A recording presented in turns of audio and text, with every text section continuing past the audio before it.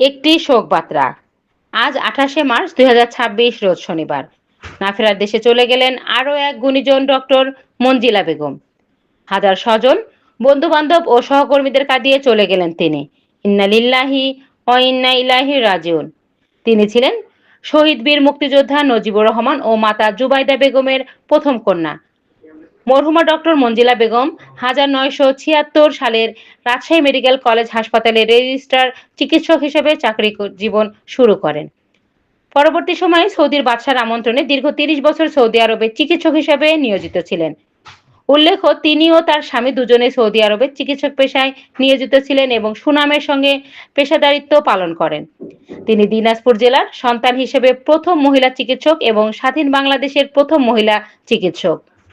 মরহুমা doctor Manjila Begum 5 বোন ও 1 ভাইয়ের মধ্যে সকলের বয়সের বড় ছিলেন। মরহুমা ডক্টর মঞ্জিলা বেগম ইবনে সিনা হাসপাতালে দীর্ঘদিন চিকিৎসাধীন ছিলেন এবং গত 28শে মার্চ শনিবার সকাল 7 ঘটিকার সময় শেষ নিঃশ্বাস ত্যাগ করেন।